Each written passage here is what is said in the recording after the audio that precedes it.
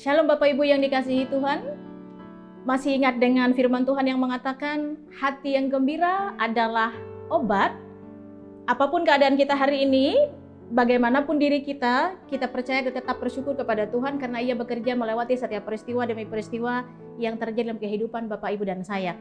Bertemu kembali dengan saya Pendeta Eladia. Firman Tuhan akan kita dengarkan yang diambil dari Injil Markus pasal 16. Injil Markus pasal 16 ayat yang ke-19 sampai ayat yang ke-20. Tema firman Tuhan hari ini adalah, masihkah engkau belum percaya sepenuhnya? Bapak Ibu yang dikasihi Tuhan, kita mempercayai Tuhan dalam keadaan sehat, dalam keadaan berhasil, dalam keadaan zonanya aman, kondusif, tenang.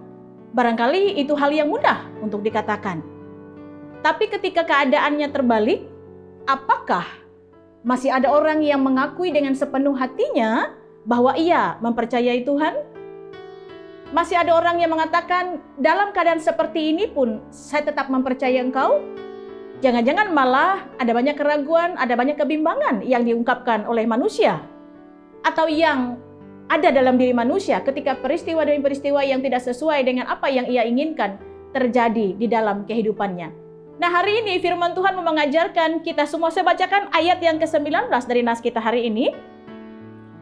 Sesudah Tuhan Yesus berbicara demikian kepada mereka, terlangkatlah ia ke surga, lalu duduk di sebelah kanan Allah. Firman Tuhan telah mengatakan bahwa Tuhan Yesus, Tuhan dan penyelamat hidup kita, Sang Mesias, Tuhan yang telah menebus kita, membawa kita kepada kehidupan yang kekal, adalah Tuhan yang berkuasa, Tuhan yang berdaulat, dan Tuhan yang pegang kendali atas setiap keadaan hidup kita. Ia berkuasa saat kita gagal maupun saat kita berhasil. Ia berkuasa pula saat kita sedang sehat maupun saat kita sedang sakit. Ia berkuasa atas tenang dan tegang situasi dan kondisi yang ada dalam kehidupan kita semua. Dan Ia berkuasa atas mati kita, atas hidup kita. Jadi sebetulnya tidak ada alasan bagi kita untuk tidak mempercayai Dia sepenuhnya. Tidak ada alasan bagi kita untuk mempercayai Tuhan hanya setengah saja, hanya ketika saya sedang nyaman saja, hanya ketika saya sedang enak saja. Sebab pada kenyataannya, Ia bangkit dari antara orang mati, kemudian naik ke surga, duduk bersama dengan Allah Bapa di surga di sebelah kanannya. Ia adalah Tuhan yang memerintah atas hidup kita semua. Ia berkuasa sepenuhnya. Dan ketika kita menyadari bahwa Ia berkuasa atas apapun yang terjadi dalam kehidupan kita, tidak ada perkara yang membuat kita menjauh daripada Dia. Tidak ada hal yang membuat kita barangkali meragukan kasih sayang-Mu di mana Tuhan. Saat ini saya sedang sengsara, saat ini saya sedang menderita, saya sudah berjuang bertahun-tahun dalam hidup itu, masih saja tetap gagal, tidak ada keberhasilan dan tidak ada kesuksesan. Di mana rasa adil-Mu? Di mana kasih sayang-Mu? Di mana cinta-Mu dalam kehidupan saya? Tetapi malah sebaliknya, apapun yang terjadi dalam kehidupan Bapak, Ibu, dan saya membuat kita semakin yakin, Tuhan, Engkau berkuasa atas hidupku. Engkau berdaulat atas gagal dan berhasilku. Engkau punya rencana di setiap keadaan dalam hidupku, dan aku mau mempercayakan seluruh kehidupanku hanya ke dalam tangan pengasihan-Mu. Jadilah apa yang menurut-Mu baik. Rencanakan apa saja yang menurut-Mu baik dalam hidupku, walaupun barangkali aku harus menempuh proses demi proses yang tidak sesuai dengan apa yang aku inginkan. Jadi bagian yang pertama mau mengatakan, tidak ada alasan sebetulnya kita tidak mempercayai Tuhan sepenuhnya. Kita hanya setengah-setengah mempercayai Dia. Tidak ada alasan kita ragu dan bimbang akan kasih dan karunia-Nya sepanjang kehidupan ini. Karena Tuhan Yesus memerintah atas hidup kita. Ia berdaulat sepenuhnya. Ia berhak atas apapun yang ada pada diri kita. Ia berkuasa atas setiap situasi dan kondisi yang terjadi dalam kehidupan Bapak, Ibu, dan saya.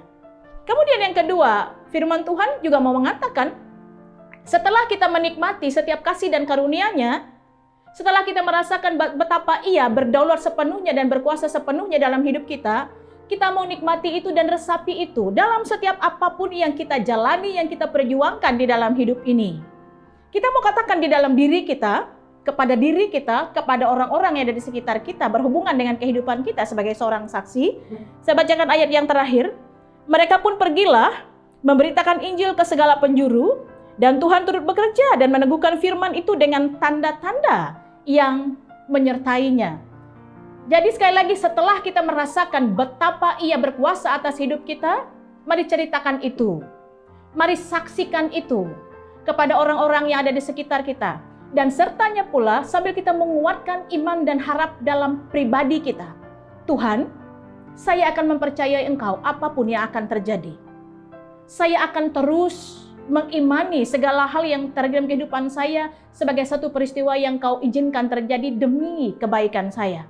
Dengan cara hidup yang demikian, maka kita bisa menceritakan setiap kebaikan Tuhan dengan orang-orang yang ada di sekitar kita. Kita bisa menyaksikan kasih dan karunia Tuhan melewati apapun yang kita bisa di dalam kehidupan ini.